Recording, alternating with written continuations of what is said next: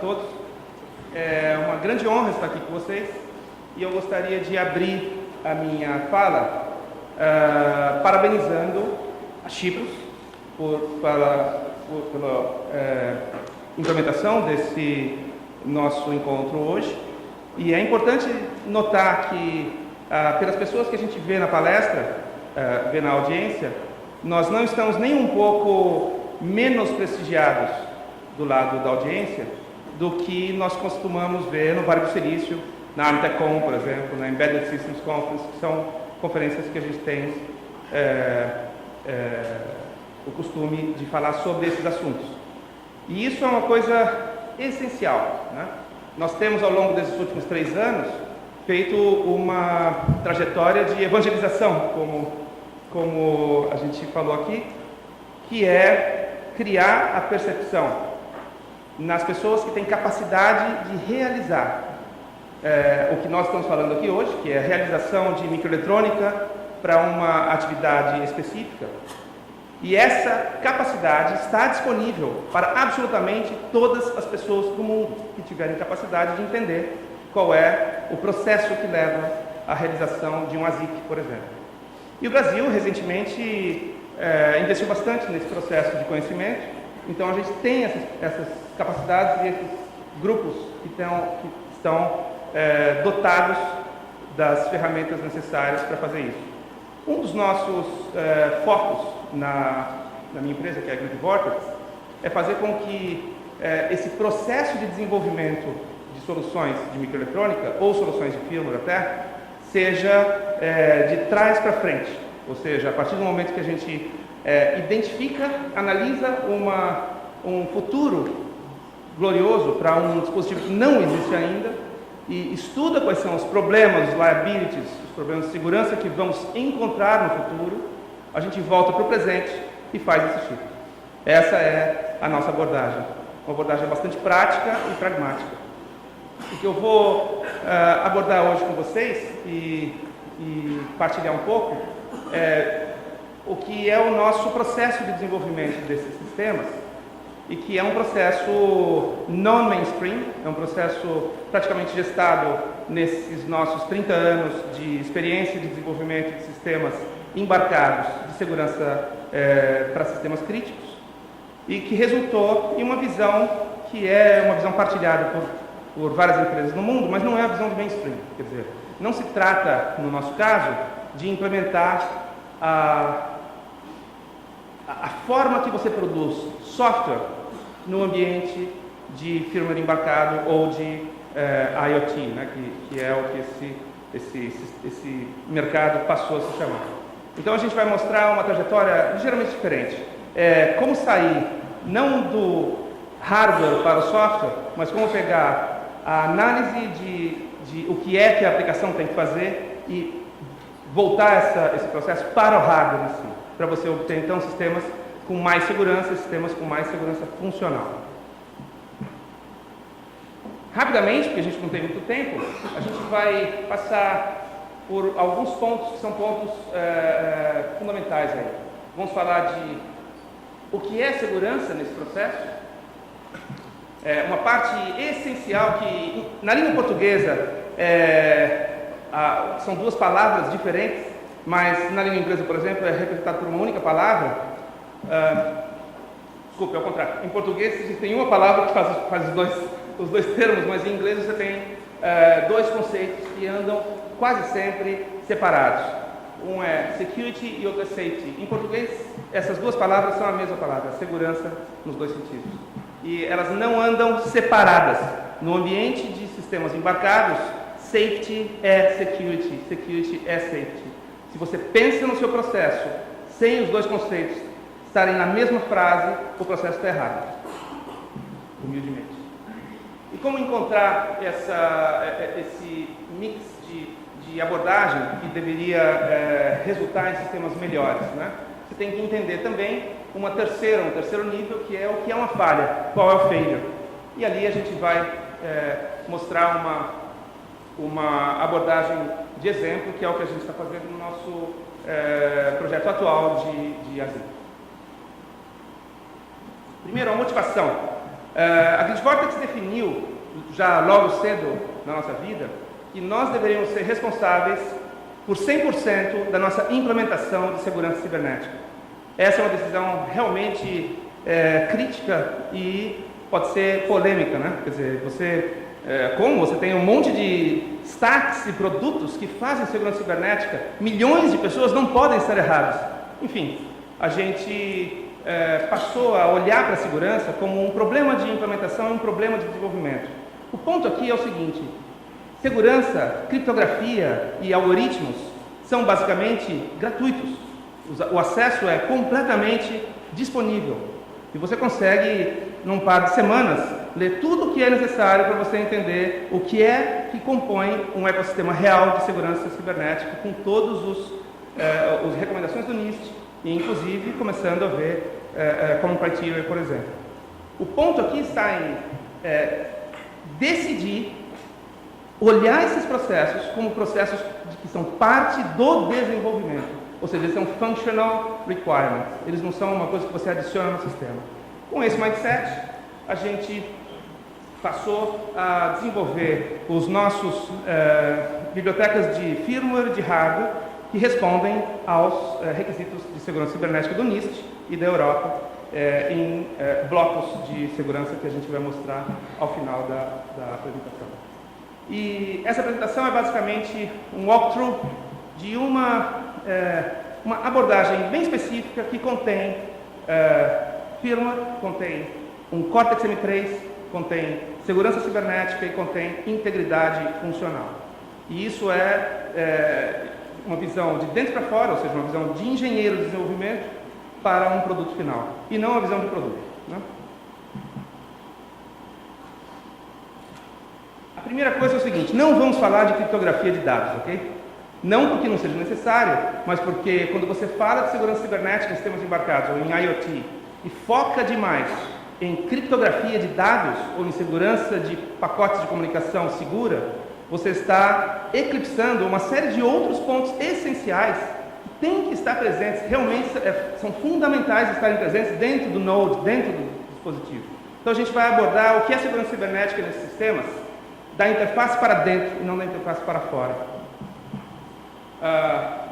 Isso significa Endpoint Security, que são fracamente agrupados nesses três grupos, ou seja, sistemas que são confiáveis e resilientes, ou seja, sistemas que estão dentro da classe de computação que é chamada de Dependable Computing, né? E que mostram resiliência a ataques, por exemplo. Então você precisa de sistemas que sejam confiáveis no campo. E isso leva à integridade funcional e física. Eu costumo colocar um exemplo muito claro, fácil de captar, que é um semáforo. Se eu tenho um dispositivo de IoT que controla um semáforo, ele jamais deve ficar verde. E isso não é uma característica de segurança cibernética, é uma característica de design. O sistema tem que ser projetado de forma a que ele jamais seja capaz de fornecer uma resposta não segura a essa função que ele está fazendo. Isso significa que esses sistemas eles têm que ser modelados da funcionalidade para dentro e não de dentro para a funcionalidade. Então, a funcionalidade dita certas estruturas fundamentais que são parte do design em si do sistema, seja ele em software ou em hardware. E a gente está falando também de uma coisa fundamental, que é, quando ele falha, ele vai falhar, ele tem que falhar de forma conhecida e segura para não propagar a falha. E aí você tem as três bases de discussão, que são bases muito antigas, que se pratica na engenharia desde 1950, ou da década de 50, nos sistemas de segurança e sistemas militares, né?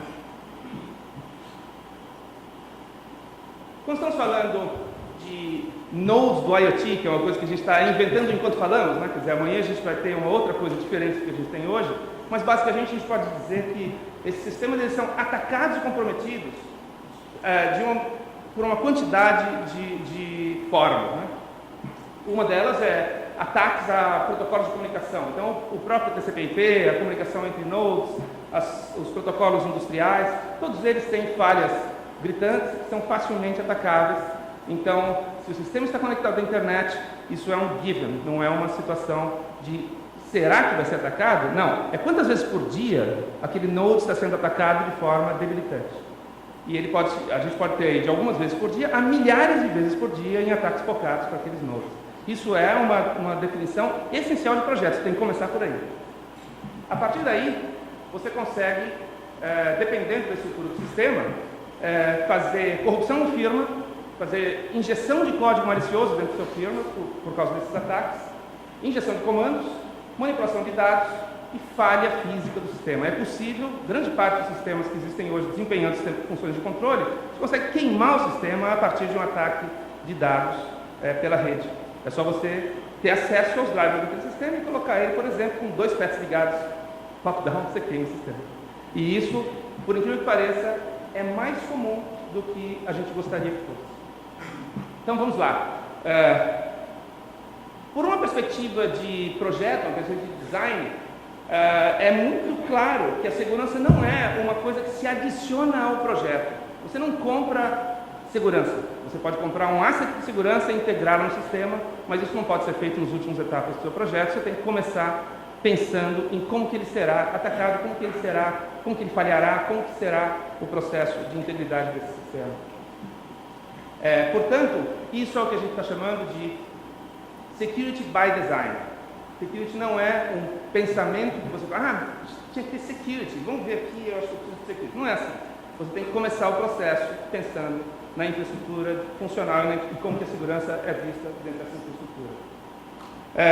E isso a gente pode também elencar alguns pontos que são úteis aqui para essa discussão, que é, por exemplo, a autenticação de mensagens e comandos que vem pela rede, a verificação de integridade contínua e estrutural do seu sistema, quer dizer, assim que ele perde a integridade funcional, ele simplesmente tem que falhar de uma forma que não permita que o ataque continue, né?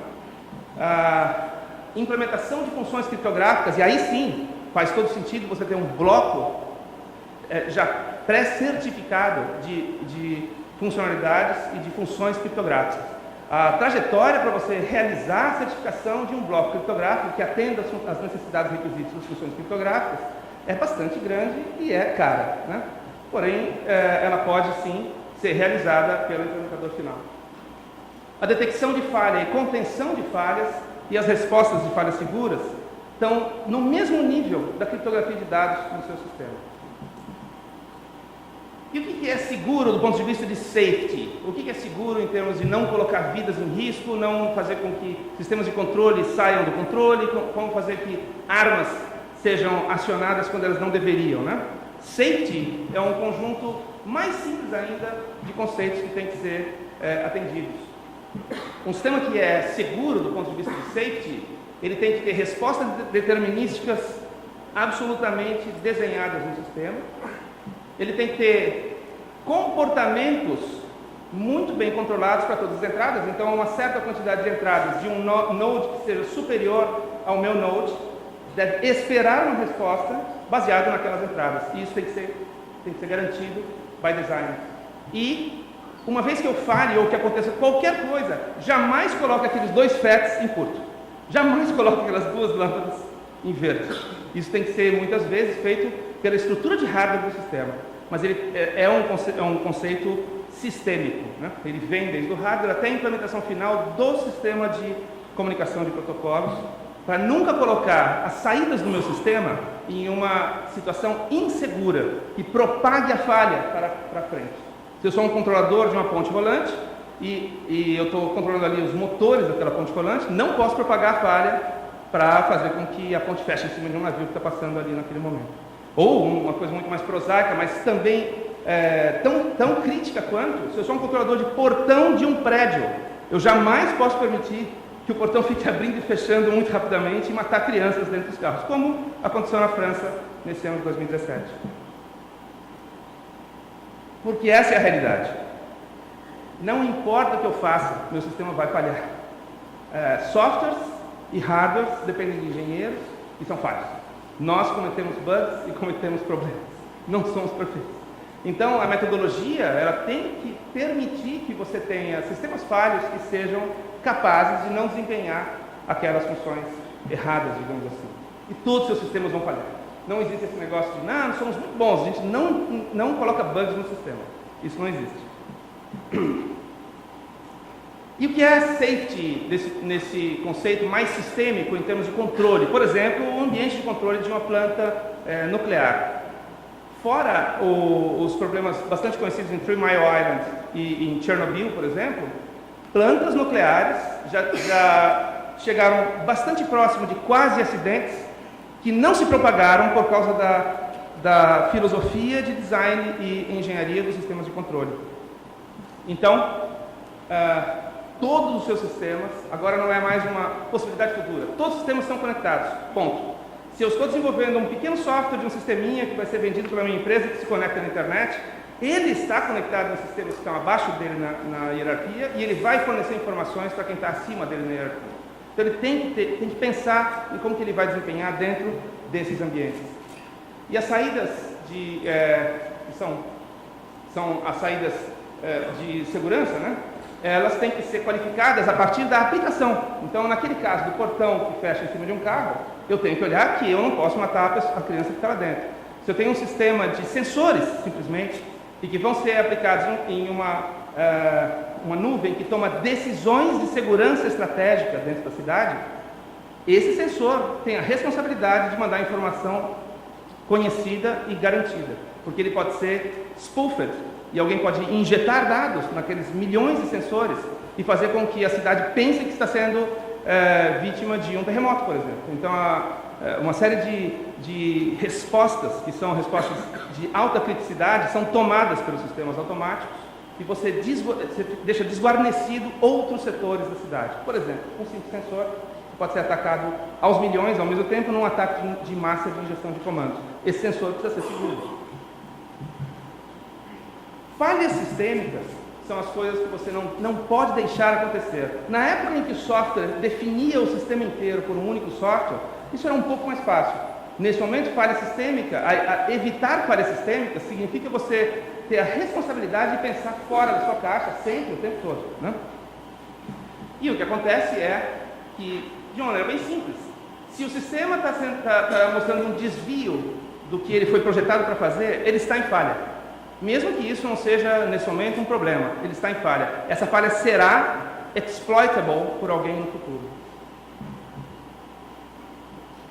Vamos analisar aqui um caso específico e bem pragmático de como fazer, por exemplo, como conquistar segurança intrínseca em um sistema de firmware, por exemplo. O Cortex-R4, que é um IP bastante velho já, quer dizer, velho não, venerável, digamos assim, da ARM, foram os primeiros processadores que exploraram essa estrutura aqui.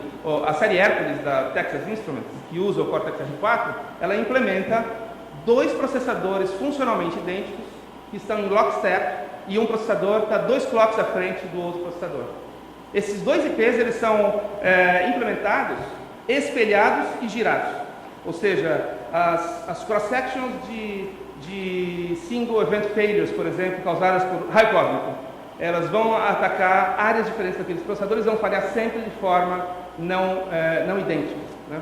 Esses 2 sistemas falhando de forma não idêntica são facilmente percebíveis, a falha é perceptível e detectável por um sistema de comparação de resposta e gera uma interrupção. Essa é a situação mais simples de você fazer um sistema de falha segura usando hardware brute force. Problema, obviamente, é o dobro da área de serviço. O problema é que isso é caríssimo você implementar em termos de hardware, porque todo o processador e o lockstep, logic, etc., tem que ser implementado dessa forma. E o que acontece é que isso provavelmente está fora do escopo de quem está fazendo um ASIC que tem que custar 15 cents. Portanto, outras estratégias podem ser implementadas. Vamos analisar um sistema mítico, feito por um Cortex-M0, e um sistema de controle qualquer, um conjunto de atuadores que vai mexer motores e coisas desse tipo. Ou seja, esse Cortex-M0, ele tem uma responsabilidade funcional perante esse sistema de controle, ok? E o que acontece é que, tipicamente, vamos fixar alguns pontos. Esse é um processo de 180 nanômetros, portanto, um processo de baixo custo e, possivelmente, um processo que tem que chegar no campo com baixo custo. Como fazer nesse caso? Um ponto muito importante que a gente está explorando nos nossos sistemas de falha segura de silício atua na interface entre esses 2 sistemas. mesmo sem saber exatamente o que aquele sistema de controle precisa fazer, a interface permite a gente ter uma oportunidade de detecção de falhas aqui. O que acontece é que nenhum controle desse sistema ou nenhum feedback desse sistema para cá pode ser uma falha simples, pode ser um único pino, um único sinal. Você tem que ter complexidade nessa comunicação para que você consiga detectar que há essa falha. Um exemplo disso é isso que está aqui. Ou seja, eu tenho aqui o meu Cortex M0, com seus GPIOs, etc., e interponho nesse processo uma lógica de fail-safe. O que essa lógica de fail-safe faz? Ela julga a qualidade das entradas de controle e julga a qualidade do sinal que vem do campo. E a partir daí, por uma regra, baseada em regra, ela consegue detectar que houve uma falha. Como que a gente faz isso? Quando há uma falha aqui de um controle, que é um controle não simples, ou seja, um controle diferencial, um controle que há codificação de detecção intrínseca de falha desse código, ou seja, um hash de hardware desse processo, ou um ECC code, alguma coisa desse tipo, ou mesmo um sistema temporizado com AC, coisas bastante simples que são feitas, por exemplo, nos sistemas de controle de subestação mais críticos, são sistemas feitos com relés, né? Esses sistemas conseguem ser detectados facilmente quando o software trava. Quer dizer, um software que trava mantém uma saída em 1 ou uma saída em 0 e não dinâmica, portanto ele travou. Assim que eu detecto que este cara aqui detecta que a gente travou, assim que eu detecto nesse nível, eu ignoro esse processo de controle e realizo o que é chamado de função de falha segura. Ou seja, aqui está, inclusive não precisa ser um sistema de controle simples. Eu posso ter um Modbus de comunicação industrial que tenha uma lógica por trás dele para não mandar comandos desconexos e fazer com que o processo se apague, faça parte do processo industrial em hardware puro, sem precisar de firmware de fato. E isso é aplicado em praticamente qualquer protocolo, inclusive TCP/IP. Então, isso é uma das abordagens que a gente está usando ativamente nos nossos designs atuais. Isso é também um layout mítico, não liguem para as funções aqui, mas isso significa basicamente o seguinte: eu estou fazendo um surrounding do nível de controle do processador para os processos externos. E com esta lógica disponível, eu consigo tomar as rédeas dos processos todos de controle, inclusive protocolos de comunicação, e implementar comportamentos de falha segura quando há uma falha sistêmica. E isso garante os comportamentos necessários para que o sistema não se torne um vilão numa rede, por exemplo. Esse é um conceito bastante simples e mostra o seguinte: segurança neste aspecto é firmware mais hardware mais o conhecimento real do que é a sua funcionalidade. Superfícies de ataque são uma coisa fundamental. Se a gente está falando de segurança, tem que se falar de superfícies de ataque.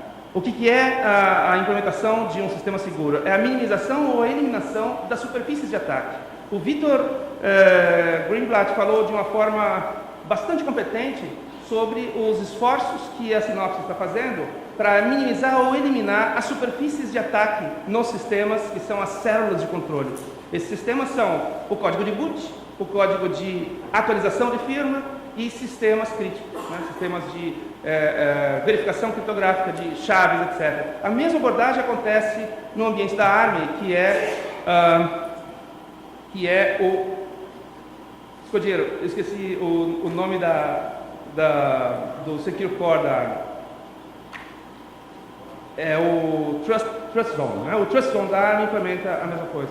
O custo desses sistemas, em termos de garantir que qualquer software, qualquer firmware sejam seguros e sendo envolvidos por um ambiente de segurança de nível de firmware, tem um alto custo.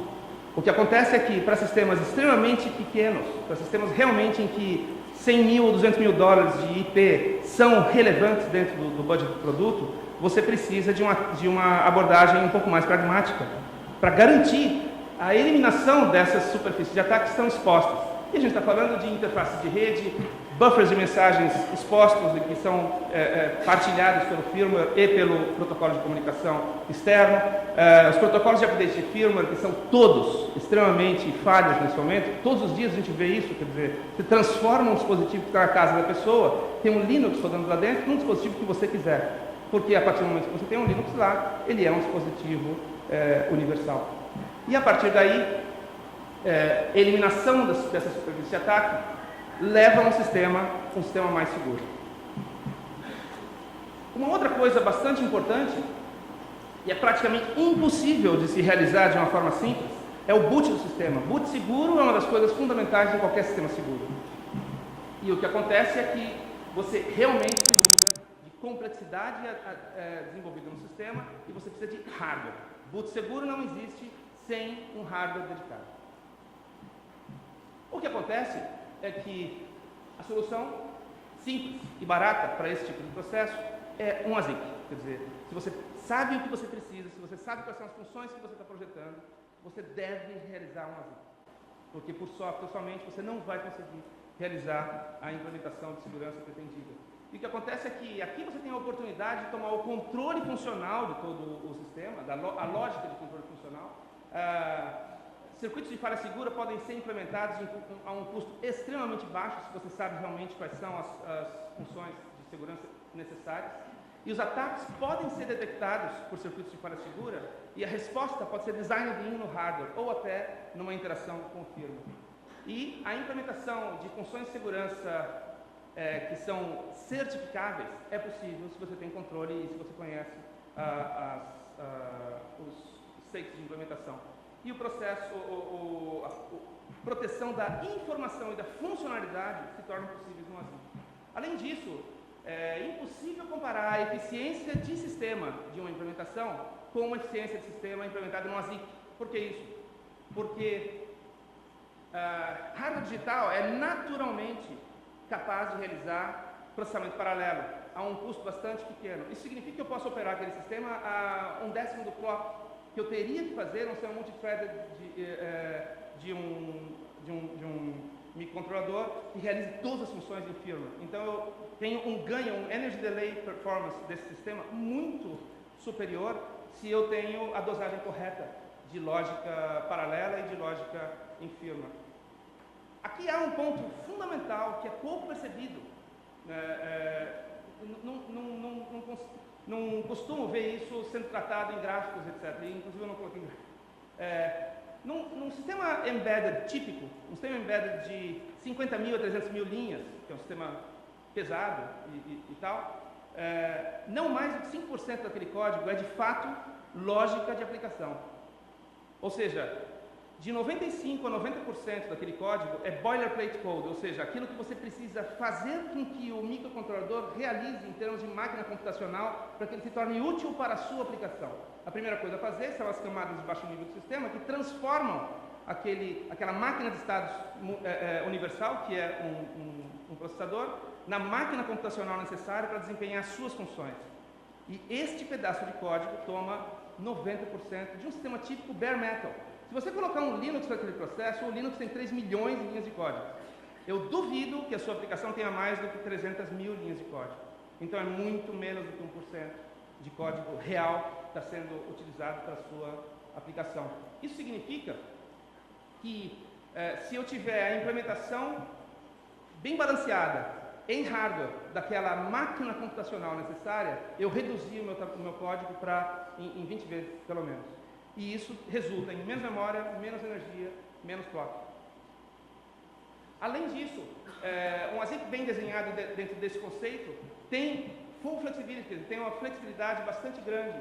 Isso significa que o boilerplate code pode ser visto pelo software como APIs de hardware que realizam funções. E isso faz com que você tenha bastante poder de processamento na mão daquele pequeno firmware que se torna o top level da sua aplicação. Ou mesmo, sem nenhum microcontrolador, você tem máquinas de estado em hardware que realizam esse top level e elas podem ser, eventualmente, reconfiguradas.